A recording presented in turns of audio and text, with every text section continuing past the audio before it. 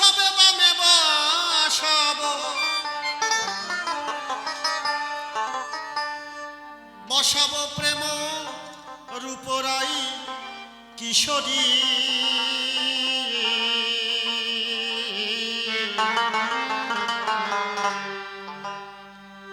আমার হৃদ কদম্ব তরু মূলে দাঁড়াও শ্রীহরি হৃদ কদম্ব তরু মূলে দাঁড়াও শ্রীহরি হৃদ কদম্ব তরু মূলে দাঁড়াও শ্রীহরি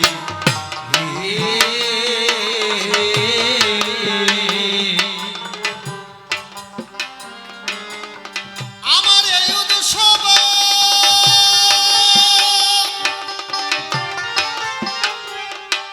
আমার এই উৎসবে বামে বসাবো এই উৎসবে বামে বসাবো এই উৎসবে বামে বসাবো প্রেম রূপরাই কিশোরী হৃদ কদম্ব তরু মূলে দাঁড়াও শ্রীহরি হৃদ কদম্ব তরু মূলে দাঁড়াও শ্রীহরি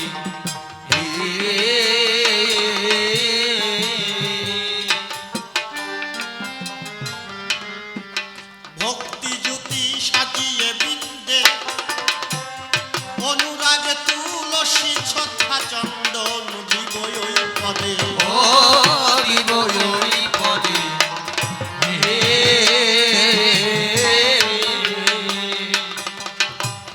ভক্তি জ্যোতি সাজিয়ে সাজিয়ে বৃন্দে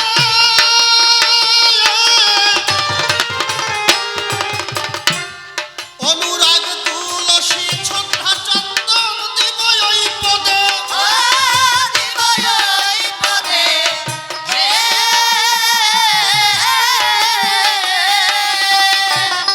আমার মনের সাথে দেখব হৃদে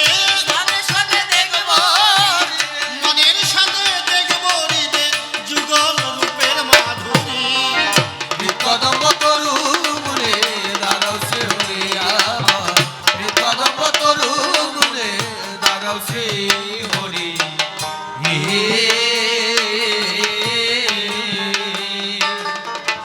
অষ্ট সার্থিক অষ্ট সখী চয় হায় রে ভাবের সামর ডুলাইয়ে বাতাস দিয়ে গায় ও বাতাস দিয়ে গায়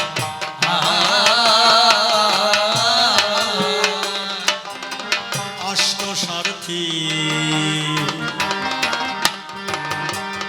অষ্ট সখী চয় ভাবের চামর ডুলাইয়ে বাতাস দিয়ে গায় ও বাতাস দিয়ে গায়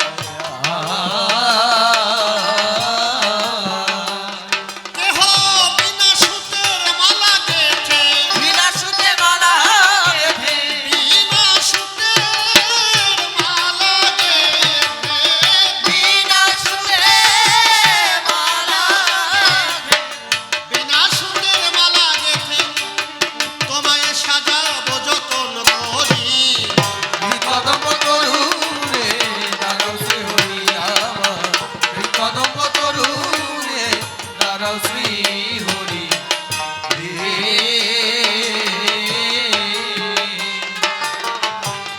বাসনারু সাজিয়ে বড়াই যুগল মিলন দেখব বলে আনন্দের সীমানায় আনন্দের সীমানা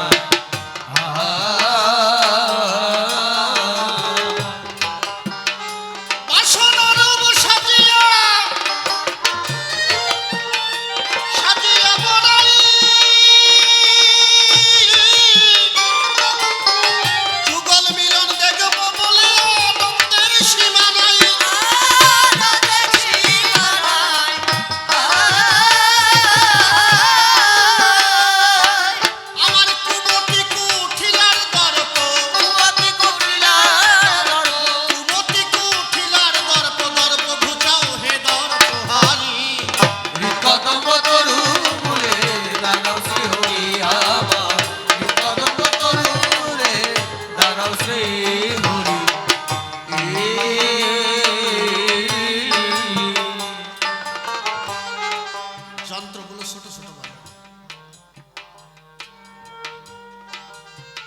আমার হৃৎকদম্ব তরুমূলে দাঁড়াও শ্রীহরি। মহোৎসব হরিবাসরে প্রায় এই সমস্ত গান শোনা যায় নাকি?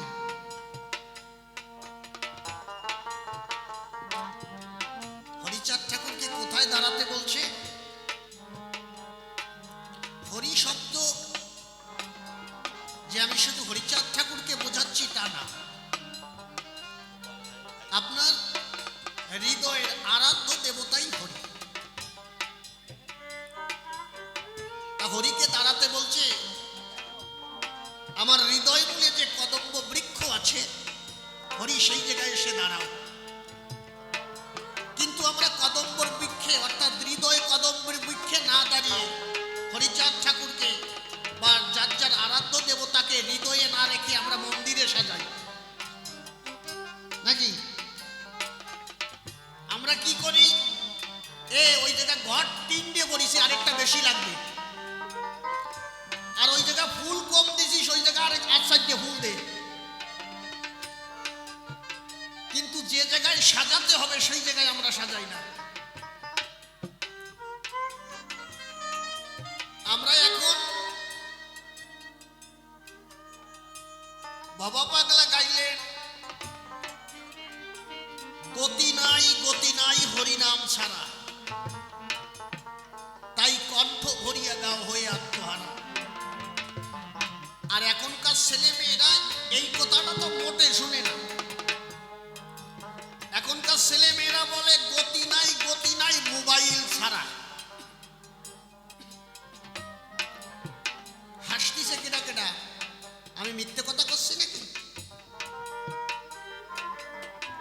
বাড়িতে গিয়ে আপনার মেয়ে থাকুক ছেলে থাকুক, 1 ঘন্টা মোবাইল বন্ধ করে দেন, মাত্র 1 ঘন্টা। স্ট্রোক করে কয়জন মারা যাবে তা ঠিক নেই।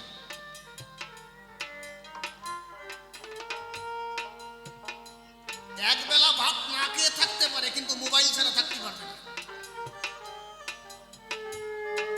এদের মোবাইল ধ্যান, মোবাইল জ্ঞান, মোবাইল করো সার, মোবাইলে হয়ে যাবে সে ভব সিন্ধু পার। যমরাজ তোমাদের সঙ্গে মুগুর সর্ষের তেল মাখায় রাখছে। বাবা পাগলা গাইলেন গতি নাই হরিনাম ছাড়া, কারো গতি নাই। এখন বুঝতেছ না কেন? এখন গায়ে শক্তি আছে। আমার গায়ে যখন শক্তি ছিল না তখন বাবা যা কইছে তাই আমি শুনেছি। মা মেরেছে, মায়ের মারির ভয়তে দৌড়ইছি। আর এখন আমার গায়ে শক্তি হয়েছে, বাবা এখন বৃদ্ধ হয়ে গেছে, এখন বাবার কথা শুনে কিনা কেরম চলছে না? এখন আমার গায়ে শক্তি আছে, এখন আমি কাউকে পরোয়া করি না, কিন্তু এই শক্তি তোমার চিরদিন থাকবে না।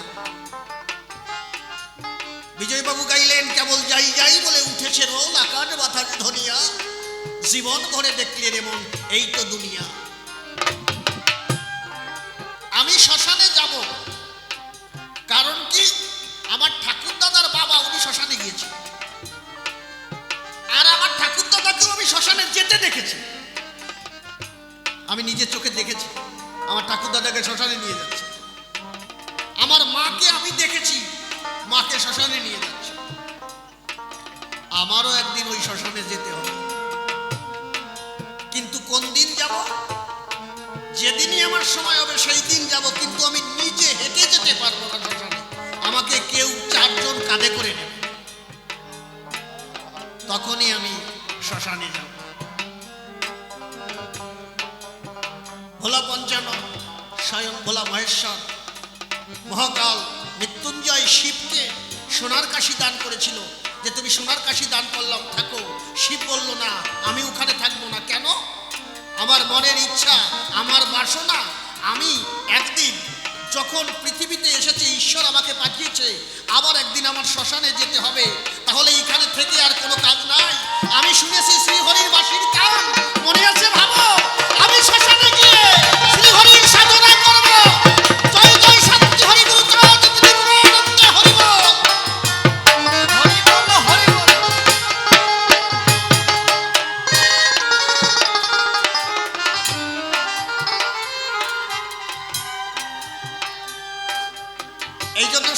বাসনা থাকা উচিত।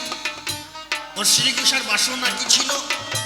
বাসনারূপ সাজিয়ে বলাই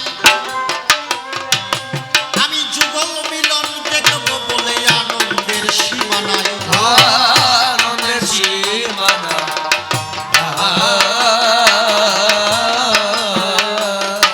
আমার কুমতি কুঠিলার দর্প, কুমতি কুটিলার দর্প, আমার কুমতি কুঠিলার দর্প, কুমতি কুটিলার দর্প, আমার কুমতি কুঠিলার দর্প, দর্প ঘুচাও হে দর্প হারি। বিকদম তরু মুলে দাঁড়াও শ্রী হরি আমার, বিকদম তরু মুলে দাঁড়াও শ্রী হরি।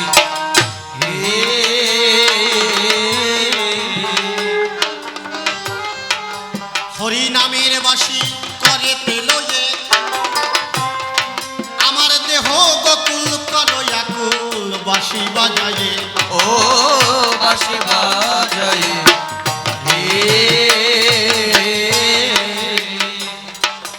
হরি নামের বাসী করে তেলয়ে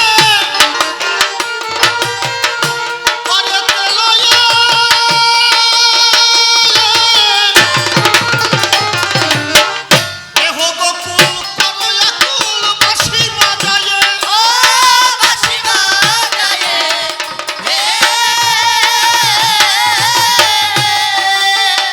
ওরে জনয়ন্য ধ্বনি নাহি শুনি, জনয়ন্য ধ্বনি নাহি শুনি, শুধু তোমার নাম বংশী শ্রবণ করি। বিকদম তরু মুলে দাঁড়াও শ্রী হরি আমার, বিকদম তরু মুলে দাঁড়াও শ্রী হরি।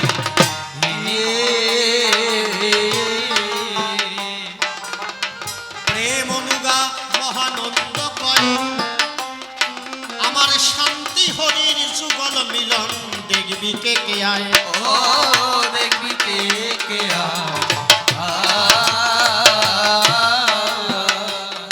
প্রেম অনুগা মহানন্দ কয় আমার শান্তি হরির যুগল মিলন দেখবি কে কে আয়। ও দেখবি কে কে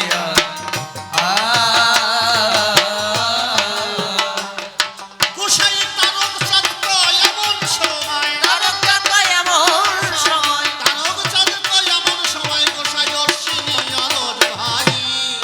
বিকদম তরু মুলে দাঁড়াও শ্রী হরি আমার, বিকদম তরু মুলে দাঁড়াও শ্রী হরি।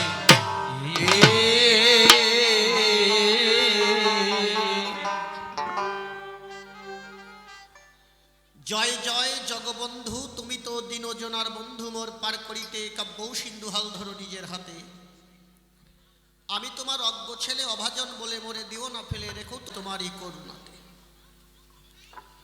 প্রভু তোমার কৃপা হলে দেখি পাথর ভাসে সাগর জলে, আবার বোবালকেও কথা বলে দেখি পঙ্গু লঙ্ঘায় গিরি। প্রভু তোমার শক্তি বলে এই জীব শক্তি পায় এই ভূমণ্ডলে, সর্বত্রই তোমার খেলা চলে দেখি বিশ্ব জগৎ ভরি। তাই কোথায় মোর বিশ্বপতি নাশ করো মোর দুর্মতি, ফুটাইয়ে কাব্যগীতি যুগাও মুখের বলি। প্রভু তুমি আর থেকো না দূরে, এসো আমার হৃদয় পুরে ভাষাও তোমার গানের সুরে। তাইতে পুনঃ পুনঃ ওই চরণ তলে আমি দিলাম অঞ্জলি। নমামি মা কুণ্ডলিনী স্বর্গা হতে বহুদামী সর্প অগ্রে গণনায় প্রধানা। প্রথম নেমে ধরার কক্ষে ওমা ঠাই পেলেম তোমাদের বক্ষে, জীবন অন্তে হবে কিন্তু আমার শেষ বিছানা। তারপরে মাতা পিতা যুগলে বসায় হৃদ কোমলে ভক্তি অর্ঘ্য পদে করিদান। কবি শিশির সরকারের সুশিক্ষার ফলে গাহি কাব্যগীতি এই মহিতলে, সে আমার গুরু জ্ঞানে নমামি মহান। নামটি আমার গণপতি সরকার, এ নামের আর নাই দরকার, কাল্পনিক নাম একটা করিব ধারণ। কবিগান করতে গেলে আমি বলি সভাস্থলে একটা নামের পরে করতে হয় অবতরণ। নাম ভূমিকা গ্রহণ করার আগে আমি বলি আপনাদের পুরো ভাগে প্রশ্নপত্র করতে হবে নাম ভূমিকা ধরে ধরে। আপনারা কথা বলবেন না কোনো জন, কারণ কথাবার্তা বললে পরে প্রশ্নপত্র বুঝতে পারবেন না আসরে। সর্বপ্রথম প্রশ্নপত্রে শোনার আছে বিশেষ প্রয়োজন। আমার কথাগুলো কি বোঝা যাচ্ছে? ওই পিছনে যারা আছে সবাই বুঝতে পারছেন বাবা? আচ্ছা আচ্ছা। কারণ কি, প্রশ্ন যদি না বোঝা যায় আপনারা জবাব শুনে আনন্দ পাবেন না। আর ছেলে মেয়ে যারা আছে এদের একটু চুপ করে রাখা চাই, কারণ আমিও বুঝি, আমিও ছোট ছিলাম, চুপ করে থাকতে বললে আমরা থাকি নাই কখন। আর এখনকার সলমা এলো তাসে বিতাল। বিতাল মানে কি? বিতাল স্কোয়ার। কি বলবো আপনাদিকে দ্বারে, আমাদের বাড়ি আমার দাদার একটা ছেলে আছে, আমার মা ওর নাম রাখছে 19-এর বান্দর। সত্যি কথা, মানে আমার মা নাতি হয় 19-এর বান্দর রাখছে। 19-এর বান্দর কিরকম হয় আমি ছোট্ট করে একটু দেব পরিচয়। খালি খালি তো ওর নাম 19-এর বান্দর রাহি নাই। আমার দাদা যেখানে বিয়ে করে, আমি বলি আপনার দিকের গোসরে, আমার মাওর হচ্ছে 5টা মেয়ে, কোনো ছেলে টেলে নাই। আমার মাওই আমাকে ডাক দিয়ে কয়, পুত্র আমার তো কোনো ছেলে টেলে নাই, তা তুমি যদি ছেলে হয়ে মাঝে মাঝে আমার বাড়িতে বেড়াতে এসো, আমি মনে শান্তি পাই। আমি ভাবলাম অন্তরে মাওইকে মা বলবো, এতে অসুবিধা কি বিচারে? মনে আছে ভাবো, মা বলেই ডাক। কোনো অসুবিধে হলে মাওই আমাকে ফোন করে, আমি তা ওই বাড়ি যাই চলে। হঠাৎ একদিন ফোন করে অসুস্থ শরীর নিয়ে আমাকে করে বর্ণনা, বাবা আমাকে না দেখতে আসলে হবে না। আমি মা ওই বাড়িতে করিলাম গমন। যাবার পরে দেখি তাবই আসে খাটের পরে, মানে মুখখানা মলিন বদন। আমি তাওইকে করলাম বাবু, আমি বাবু বলি যে বাবু তার শরীর টরীর ভালো আছে? মা ওই কোন জায়গায়? তা উনি মুখ দিয়ে এমন দিক ইশারা দিল, আমি ঠিকই পারলাম না উত্তর দিক না দক্ষিণ দিক না পূর্ব পশ্চিম কোনো দিক বুঝতে পারলাম না। তা পরবর্তী আদ্যে যখন দেখায় তখন দেখি লেট্রিন বাথরুমের দিক দেখাচ্ছে। মানে ওনার হইছে আমেশা, ওই আমেশা বোঝো না? আমেশা হইছে, আর তো পায়খানায় ঘন ঘন যাচ্ছে আর আসতেছে। তা আমি যখন মাওই যখন এসে কোনো রকম খাটের পরে বসে আটার বস্তার মতো শুয়ে পড়ছে, এখন আমারই করছে, বাবা ওষুধ শেষ হয়ে গেছে, তুমি একটা বাজারেতে ফাজিল ওষুধ নিয়ে এসো। আমি ভাবলাম জীবনে কত বড়ির নাম শুনেছি, কিন্তু ফাজিল ওষুধের নাম তো শুনি নাই। এখন আমি বললাম মা ওই ফাজিল ওষুধ আবার কি? এখন করছে ফাজিল নামে একটা ট্যাবলেট আছে, বাজারে গেলে পাবা। এখন আমি কইছি তোমার ওই যে সেই যে ট্যাবলেটের ওইগুলোর যেগুলো পড়ে আছে, ট্যাবলেট খাওয়ায় খোসাটা পড়ে আছে, ওইটা আছে? বললাম হ্যাঁ আছে। আমার হাতে দিল, আমি দেখলাম ওই যখন ঔষধ তুলতে গেছে তখন তো কিছু অংশ ছিঁড়ে যায় ট্যাবলেট যখন উঠাতে যায়। তা ওই ঔষধটার নাম হচ্ছে ফ্লাজিল। দেখবা আমেশা পাতলা পায়খানা হলে ডাক্তাররা দেয় ফ্লাজিল। তা ওই ঔষধ উঠোতে গেছে, ওই নিচে দিয়ে লোহা ফালা উঠে গেছে, এই জন্য মানে ফ্লাজিলের জায়গায় ওই ফাজিল হয়ে গেছে। আমি বললাম ঠিক আছে, তোমার জন্য ফাজিল ওষুধ দিয়ে আসবেন। ফাজিল ওষুধ আনিয়ে মোটামুটি 4-5 দিন থেকে সুস্থ করে আমি বাড়িতে যাই। তাই ওই 19-এর বান্দর আমার সামনে এসে ডাক দিয়ে কয়, কাকা তোর শরীরে পোশাক আশাক দেখে মনে হয় না কবি গান গাইবার তোরে গিয়েছিলিস কোনো জায়গায়। কোন জায়গায় আমার কাছে বল দেখি, কোন জায়গায় গেছিলিস? আমি বললাম আমি গেছিলাম তোর দিদিমার বাড়ি। বলছে কেন, দিদিমার কি হয়েছে? আমি কইছি তোর দিদিমার শরীর ভালো না, খুব অসুস্থ। কি হয়েছে আমার দিদিমার? আমি কইছি তোর দিদিমার আমেশা হয়েছে, আম পড়তিছে। ও ফাজিল কয় আমার দিদিমার আম পড়তিছে, তা আমার নাকি দুটি আনিস নেই কেন? আমি বললাম এই ফাজিল ওই খায় নাকি? এখন করছে খায় না কেন, টক টক লাগে নাকি? দাও দি কেন খাইয়ে দেখছি নাকি? আমি ভাবলাম ছোট মানুষ যদি বলি যে হয় টক টক লাগে, তাই যদি চুপ করে। আমি বললাম হ্যাঁ টক লাগে, চুপ করে। এখন কষে টক লাগে তাতে কি হয়েছে, দুধ দিয়ে মায় খাইয়ে ফেলতাম। এই জন্য চরণ ধরে করি মানা, এই বর্তমান একদম বাচ্চা কাচ্চা একদম সুস্থ শরীরে না। যাক, ও সমস্ত কথা বাদ দিয়ে মূল ভূমিকার ভিতরে যাই। আজ দুই দিকে হবে কবি গান, একদিকে থাকবে হরিবাস সরকার, আরেকদিকে থাকবে মনোহর সরকার, দুটো ভাই। আমরা এই দুটো ভাই শিক্ষা করবাত্তরে, কবিগান শিক্ষা করবাত্তরে তারক ঘোষার বাড়িতে যাই। তারক ঘোষার বাড়িতে যাবার পরে গুরুদেব আমাদের কবি শিক্ষা দেয়। গুরুদেব আমাকে ডাক দিয়ে কয়, বাবা কবিগান শিখতে হলে শাস্ত্রগ্রন্থ পড়তে হয়, শাস্ত্রগ্রন্থ না পড়লে তোমার কবিগান শিখা কবু সম্ভব নয়। আমরা দুটো ভাই বাড়িতে এসে আমরা শাস্ত্রগ্রন্থ পড়ে পড়ে, কিন্তু এই হরিবার সরকারের উপরে কি বলবো আপনার দিকের গোচরে এই দুটো ভাই কবিগান শিক্ষা করে শ্রীমৎ তারক ঘোষার কাছ থেকে। আমি গণপতি সরকার নাম পরিহার করে আমি মনোহর সরকারের নামটি করিব ধারণ, আর বিপক্ষে যিনি থাকবেন তিনি হবেন হরিবার সরকার একজন। হরিবার সরকারের নামটি ধরে ধরে জবাব দেবে আসরে। কেননা হরিবার সরকার কেন জবাব দেবে? কারণ হরিবারের জন্ম আর আমার জন্ম এক না। হরিবারের যে জন্ম হয় দিয়ে যাই তার সত্য পরিচয়। ওনার জন্ম হয়েছে হরিচাঁদ ঠাকুরের বরে। ওরাকান্দি যে হরিচাঁদ ঠাকুর রয় তার বরে কিন্তু জন্ম হয়। তার বাবা যে আনন্দ সরকার রয় হরিচাঁদ ঠাকুরকে ডাক দিয়ে কয়, বংশ রক্ষা করবার জন্য একটা ছেলে চাই। হরিচাঁদ ঠাকুর ডাক দিয়ে কয়, যা তোর একটা ছেলে হবে। হরির বরে জন্ম, এই জন্য নাম হরিবর। আর বিপক্ষে মনোহর সরকার, আমি মনোহর সরকারের ভূমিকা করিব গ্রহণ। যখন গুরুদেবের সঙ্গে গান গাই মনের কথা খুলে কই। এখন আমাকে যখন গ্রন্থ আদি পড়তে কয়, কিন্তু ওই হরিবার সরকার সর্বদা হরি বলে চোখের জল ফেলায়। আমি বলি তোমার গোচরে যে ভাই হরি বলে তুমি চোখের জল ফেলাও, সত্য কথা একটু কও, কি ধর্মগ্রন্থ কিছুটা দেখেছ? কোন যুগে কোন ভগবান শাস্ত্রে কিন্তু দিয়েছে তার প্রমাণ। আমিও দেখেছি তাই। কারণ সত্য যুগে নারায়ণ অবতারে কি বলবো আপনার দিকের গোচরে, এরপরে ত্রেতা যুগে এসেছিল এক বিষ্ণু চতুরংশে, যেটাকে রাম লক্ষ্মণ ভরত শত্রুঘ্ন কয়।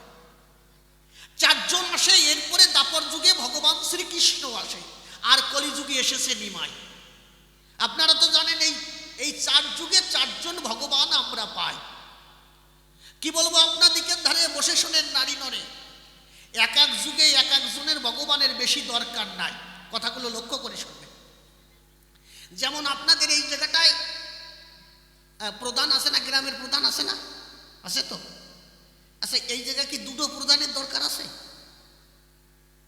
আমার কথাগুলো ভালো করে বুঝবেন, দুটো প্রধানের দরকার নাই। কারণ সরকার একটা প্রধান দিয়েছে যে এই গ্রামের কি সমস্যা আছে তোমার দেখা চাই। ঠিক তেমন কলিযুগে একজন, সত্যযুগে একজন ভগবানের দরকার ছিল।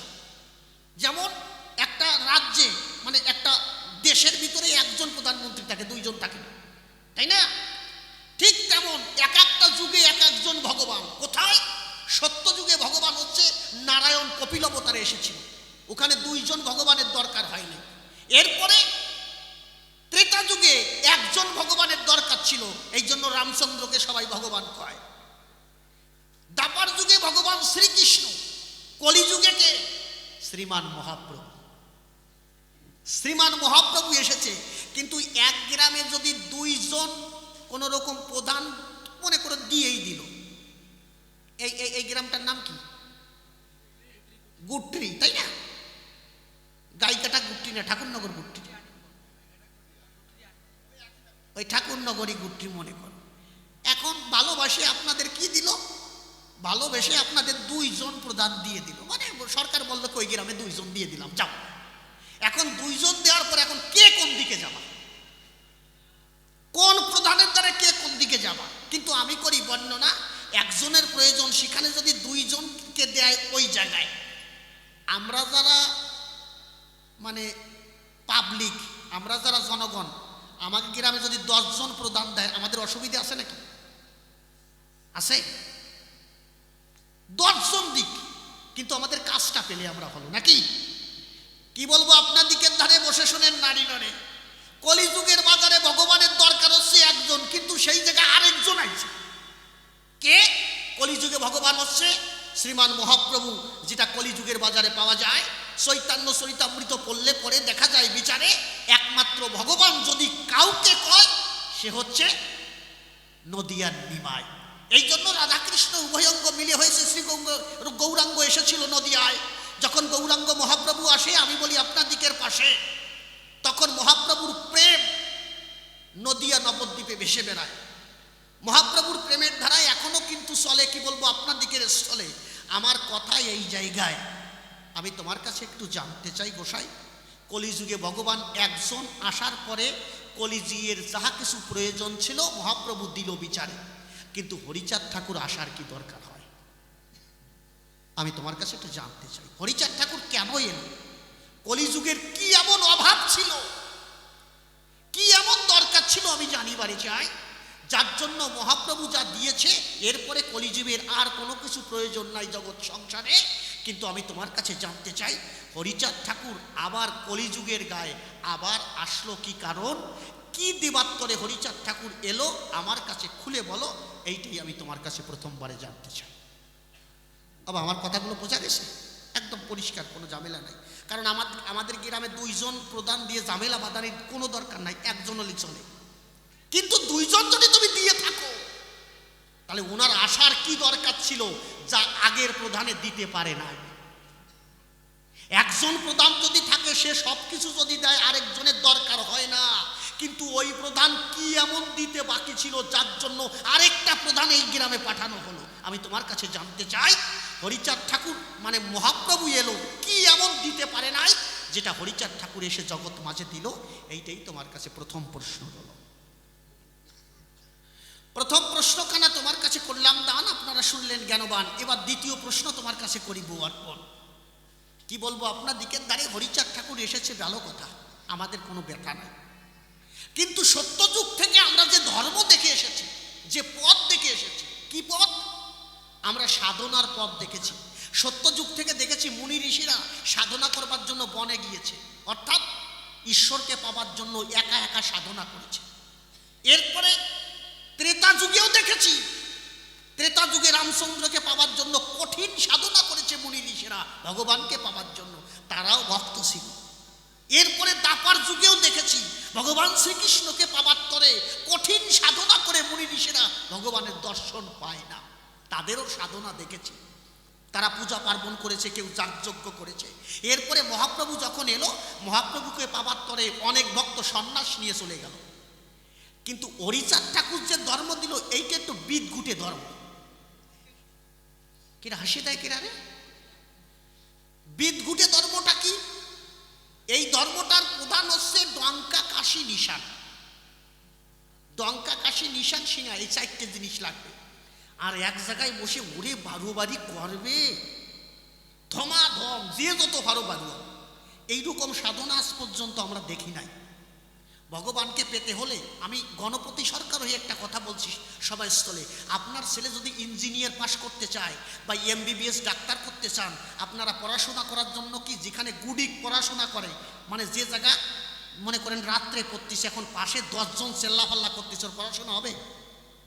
পড়াশোনা হবে না। পড়াশোনা করতে হলে একাকী বসে টেবিলে বসে একগিত্ত মানে একচিত্ত মনে যদি পড়াশোনা না করে ভগবান দর্শন অর্থাৎ সে কোনোদিন পাঠ করতে পারে না।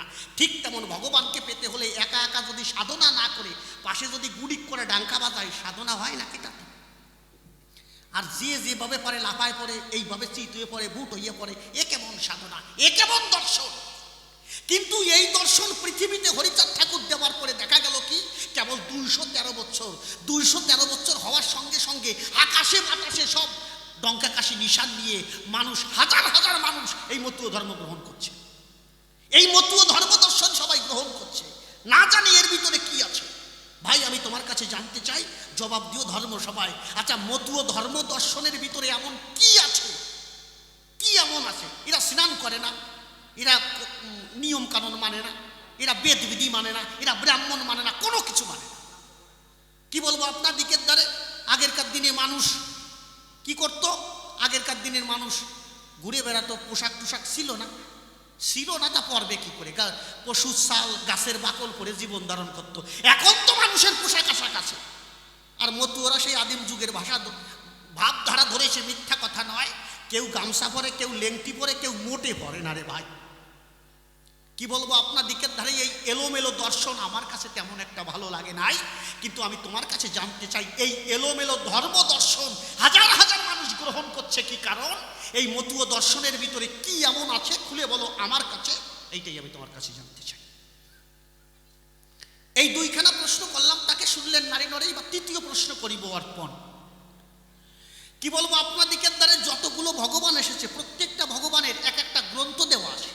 রামচন্দ্রের রামায়ণ, ভগবান শ্রীকৃষ্ণের শ্রীমদ্ ভাগবত গীতা, মহাপ্রভু চৈতন্য চরিতামৃত, চৈতন্য ভাগবত, চৈতন্য মঙ্গল, কি আছে না? আর হরিচাঁদ ঠাকুরের কি, হরিচাঁদ ঠাকুরের একখানা গ্রন্থ তারক গোসাই লিখলো, মানে আমার গুরুদেব লিখলো, শ্রী শ্রী হরি লীলামৃত। এছাড়া কিন্তু আর কারো গ্রন্থ লেখা হয় নাই। কি বলবো, আপনার দিকের ধারে বসে শোনেন নারী নরে, এই হরিচাঁদ ঠাকুরের পুত্র গুরুচাঁদ ঠাকুরকে সবাই পতিত পাবন কয়, ভগবান কয়। আমি তোমার কাছে করি বর্ণনা, ভগবান যদি কেউ হয় একজনই হয়, দুইজন কখনো হয় না। কিন্তু হরিচাঁদ ঠাকুরের পুত্র গুরুচাঁদ ঠাকুর নাকি পতিত পাবন। সে এই জাতির জন্য কি এমন কাজ করেছিল আপনাদের কাছে বলা ভালো। যেমন রামচন্দ্রকে পতিত পাবন বলা হয় কেন? রামচন্দ্র জীবের জন্য একখানা রামায়ণ গ্রন্থ দিয়ে গেছে। ভগবান শ্রীকৃষ্ণ এই জীবের মুক্তির জন্য একখানা গ্রন্থ দিয়েছে, শ্রীমদ্ ভাগবত গীতা। এরপরে মহাপ্রভু যিনি, উনি চৈতন্য চরিতামৃত দিয়েছে। হরিচাঁদ ঠাকুর দিয়েছে কি? শ্রী শ্রী হরিলীলামৃত। তা গুরুচাঁদ ঠাকুর কি দিয়েছে যার জন্য তাকে পতিত পাবন বলা হবে? খুলে বলো আমার কাছে, এইটাই তোমার কাছে জানতে চাই। এই নিষ্পেষিত নির্যাতিত মানুষের জন্য গুরুচাঁদ ঠাকুর কি এমন অবদান দিয়েছে? খুলে বলো আমার কাছে, এইটাই আমি তোমার কাছে জানতে চাই। এই তিনটা প্রশ্ন করলাম। আরে ফ্রেশ কথা, আমি কোনো টক ঝালে কোনো কথা বললাম না, আমি কোনো ঝামেলা নাই, গল্প টল্প দেওয়ার ইচ্ছা নাই। কিন্তু যদি একটা সত্যি কথা শোনেন তাহলে বলতে চাই। আমার শোনবা সত্যি কথা, এটা কোনো গল্প না। আমরা গত বছর গিয়েছিলাম ওই মালখানগিরিতে, মালখানগিরিতে গেছিলাম না, মালখানগিরিতে গিয়েছিলাম গান গাইতে। হঠাৎ করে বায়না এলো, আমাদের কাছে বলল যে বাবা আমাদের এখানে গান গাইতে আসতে হবে। আমি বললাম কেন, কি ব্যাপার? কি বলবো, আপনার দিকের ধারে বলছে এখানে ইমার্জেন্সি বায়না, না আসলে হবে না। আমরা বলছি এখন আমরা ট্রেনের টিকিট পাবো না, যেতে পারবো না। বলছে তোমাদের আমরা ফ্লাইটে নিয়ে আসবো। এখন ফ্লাইটের কথা যেই কইছে, প্লেনে, সত্যি মা বলছে আমি জীবনে কোনোদিন প্লেনে উঠি নাই। যখন প্লেনের কথা শুনছি তখন মনের ভিতরে একটা মোড় দিয়ে উঠিছে যে যাই দেই গাইয়ে আসি। জীবনে কোনোদিন প্লেনে উঠি নেই, যাই। হ্যাঁ কথা বলিস না, চুপ করে থাক। প্লেনে উঠেছিলাম আমি, সেই গল্প দিচ্ছি। তা আমাদের যে দল বলছিল, আমরা ওই দমদম এয়ারপোর্টে গেলাম। গিয়ে আমরা ওই আধার কার্ড দেখাতে হয়, ঢুকতে হলে প্রথমে আধার কার্ড দেখাতে, আধার কার্ড দেখায় ঢুকলাম। এরপরে এক জায়গায় একটু চেক করে, মাজার বেল টেল এইগুলো খুলে টুলে তোমার চেক করতে। এখন সবাইরই চেক করতেছে, আমরা এক এক করে বেরোয় যাচ্ছি। কিন্তু আমাকে যে সে বেহালা আসেনি না, না না এ বেহালা না, আরেকজন ছিল বেহালা। ওই বেহালা বাদিয়ে পড়ছে। ওই চেক করতে যে উনি বাদিছে, মানে উনি বাদিছে কি জন্যে? উনার দ্বারে বিড়ি আর পান পাইছে। উনারে কইছে এই বিড়ি পান রাখিয়ে যাতে হবে, উনি ওই বিড়ি পান রাখিয়ে যাবে না। কোসে প্লেনে দরকারে উঠবো না, তারপরও বিড়ি পান ছাড়বো না। উনি বিড়ি খায় কিরকম, একটা ধরায়, ওইটা কোনো রকম যদি হাত নিচেই চলে যায়, এই হাতে আরেকটা ধরাবে, দেখি এই হাতে একটা রয়েছে, এইরকম বিড়ি খায়। এখন আমারে ডাক দিয়েছে যে সরকার মশাই আমার এই জাট খাইছে। আমি বললাম এ আদমি মেরা হে, মেরা আদমি। তোমার আদমি সিগারেট, মানে এই সিগারেট খাচ্ছে কেন? এইটা না, এইটা নেওয়া যাবে না। কোনো রকম সিগারেট, মেজ লাইট, তারপরে ব্লেড টেলেট, বিভিন্ন ধরনের কিছু জিনিস মানা আছে, নেওয়া যাবে না। তখন আমি কাকারে বললাম কি কাকা, 1 ঘন্টা 45 মিনিটের ফ্লাইট, তুমি 1 ঘন্টা 45 মিনিট তুমি সহ্য করে থাকতে পারবা না? কোসে 1 ঘন্টা 45 মিনিট, আমি 5 মিনিট থাকতে পারি না, তুই 1 ঘন্টা 45 মিনিট দিচ্ছিস। আমি কইছি জীবনে তুমি প্লেনে উঠিছ, এইরকম বাক্য পাবা? কোসে তোর প্লেন নিয়ে তুই সরিয়ে যা, আমি বাড়ি যাই। ওই লোক সে কি মানুষ খালি চিনতে করো, যাও হাত পাও ধরিয়ে। আমি বললাম নামার সঙ্গে সঙ্গে তোমারে আমি কিনে দেবো, চলো। হাত পাও ধরে লোকটারে উঠইছি প্লেনে। প্লেনে উঠই এখন খালি এদিক ওদিক করতেছে। পাশে যারা আসে কছে ভাই তোমার দ্বারে বিড়ি আছে নাকি? কি লোক, ওই প্লেনের লোকদের জিজ্ঞেস করতেছে, কছে তুমি কাউ কি প্লেনে বসে বিড়ি ধরাবা নাকি? কছে ট্রেনে অনেক মানুষ সরকার মানা করেছে তাই বলে খায় না, আমি বাথরুমে যাইয়ে খাইয়ে আসি। এখন ওই লোক কছে এই জায়গায় আগুন ধরাও, সব কটা পুড়িয়ে মরবার। চুপ করো। ও লোক তো চুপ করে রয়েছে। এখন ওই প্লেন ছাড়ার সময় প্লেন যে সেবিকা থাকে ও আবার বলতিছে হিন্দিতে বলতিছে তোমরা সিট বেল্ট এইভাবে এইভাবে বাঁধো। সবাই বাঁধতিছে আর আমি আর বাঁধি নাই। আমি বাঁধি নাই কারণ আমি সরকার মানুষ, আমার একটা গ্র্যাভিটি আছে না, আমি বেল্ট বাঁধবো কি এতে, আমি বেল্ট বাঁধি নাই। এখন এই প্লেন যাই নিচেতে উপরে উঠিছে, এই আমি গুল্লি দিয়ে চেয়ারেতে পড়েছি। ওই মহিলা সে হাত ধরে টানিয়ে উঠেছে, কি ব্যাপার তুমি সিট বেল্ট বাঁধো না? আমি কইছি না, আমি একটু মুস্তানি দেহাতে গেছিলাম। কষ্ট এটা মুস্তানি দেহানি জায়গা না। উনি নিজে আমার সিট বেল্ট বেঁধে দিল। তারপরে আমরা ফ্লাইটে যেন কোথায় নামলাম যেন, ভাইজাগ। ভাইজাগ এয়ারপোর্টে নামার পরে আগে ওই লোকরে বিড়ি আর পান কিনে দিছি যে তুমি ঠান্ডা হওয়া। কষে পিড়ায় মরিয়ে যাওয়ার মতো গলা শুকিয়ে গেছিল। ওইটুক সময় গলা শুকিয়ে গেছে। এখন আমাদেরও তো গলা শুকোইছে, কি করব? আমরা বললাম বাবুরে, বললাম চলো একটু জল পানি খাই, খাবার টাবার যদি পাওয়া যায় একটু খাই। বাবু বলছে আমাদেরও খিদে লাগছে, চল যাই। ওই জায়গায় একটা সুন্দর রেস্টুরেন্ট হোটেল দেখে আমরা ঢুকলাম। ঢোকার পরে দেখলাম যে একটা মেয়ে 10 বছর বয়স আর সম্ভবত তার মা, মেয়ের মা, দুইজন হোটেলে দাঁড়িয়ে রয়েছে। আমরা গিয়ে বলছি মা কি কি আছে খাবার দাও। আমরা যখন বইছি, কিন্তু কপাল যদি খারাপ হয়, ওই হোটেলের মালিক যেন আমরা আসার আগে কোন জায়গায় যেন একটু কাজে গেছে, মানে মা আর মাইয়ে ওই হোটেলে একটু দাঁড়ায় রয়েছে। তা আমাকে দিয়ে ওই প্লেটে ভাত দিছে, এক এক প্লেটে 10 জন মানুষ 10 প্লেটে ভাত দিছে। আমরা তো বইছি, সবাই খিদেতে পেট সরসর করতেছে। এখন আমরা বলতেছি মা আর কি আছে দাও। এখন ওই বিটি দিয়ে ওই মানে ওই মাইয়ার মা এমনভাবে কথা কষতে, আমরা তো বুঝি, আমরা সব দেশে ঘোরা মানুষ। এখন যেভাবে কথা বলছে আমি বুঝতে পারলাম যে এটা তেলেগু ভাষা। ওই মহিলার সমস্যা হচ্ছে কি, উনি তেলেগু ভাষা ছাড়া কিচ্ছু বোঝে না। আমাকে বাংলা তো বোঝেই, হিন্দি বললেও বোঝে না। এখন আমরা তো বসিয়ে রয়েছি, ওই দেখছেই না। কিন্তু ওনার কথার মাধ্যমে বুঝতে পারলাম, যে কটা কথা বলেছে তাতে বুঝতে পারলাম একটা হিন্দি ভাষা জানে। মানে আমরা বলছি যে দাও, ও আমাদের ভাষাগুলো বুঝতে পারছে না। উনি বলছে পাতা নেই, মানে আমি বুঝতে পারতেছি না তোমার কথা। আমরা করছি ও মা কিছু দিবা না, দাও কি দিবা, খাতি দাও। এখন ওই বিটি দাঁড়িয়ে এসে করছে পাতা নেই। আর আমার ওই যে বেহালা কাকা, ওই যে বিড়ি ম্যান, ও করছে 10 প্লেটে ভাত দেশ আবার পাতা দিয়ে করবো।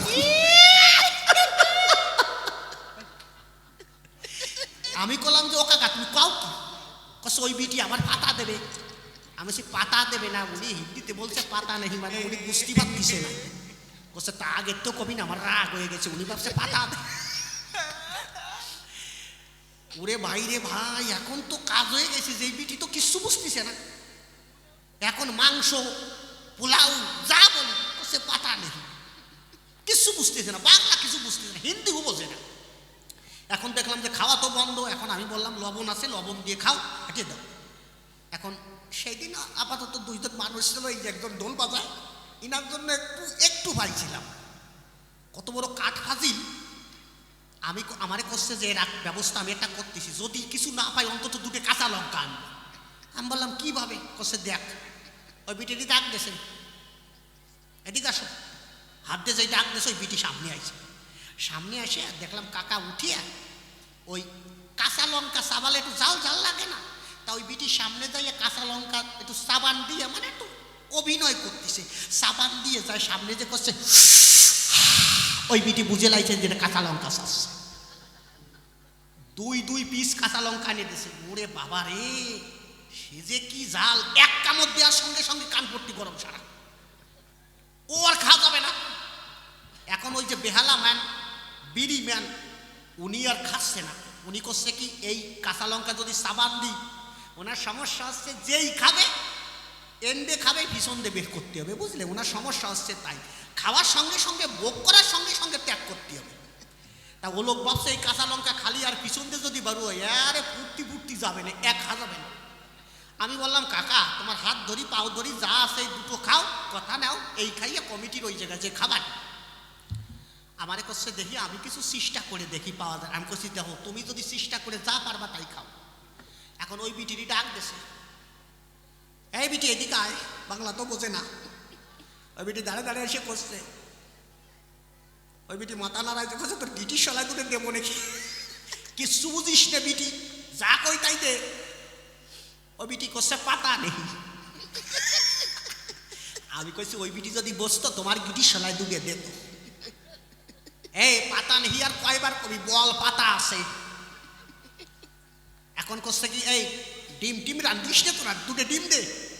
ও বিটি করছে পাতা নেই। বাংলা বোঝে নাকি? আমি বললাম বাংলা বোঝে নাকি, তুমি হিন্দি কম। এখন কাকা বলছে আন্ডা বিহে আন্ডা। ও বিটি বলছে পাতা নেই। যেই বলছে পাতা নাই, করছে যে আমার বুঝতে হবে। বুঝাই দিয়েছে, মানে কাঁচা লঙ্কা বুঝাইছে, এবার উনি বুঝবে। এখন মহিলার কাছে দাঁড়ে দাঁড়িয়ে আসে, যেই দাঁড়ে দাঁড়িয়ে আইছে, এখন দেখি আমার কাকা দাঁড়াইয়ে পিছনে হাত দিয়েছে, বুঝলে? পিছনে হাত দিয়ে সামনে হাত নিয়ে কথা কুকুক কুক। যেই কুকুক কুক কইছে, ওই বিটি বুঝে লাইছে যেটা মুরগির ডিম চাচ্ছে। দুই পিস মুরগির ডিম আনিয়ে দিয়েছে। ওই বিটি করছে আর কুকুক কুক দেবো নাকি? আমি কইছি না, আর দিতে হবে না, চুপ কর।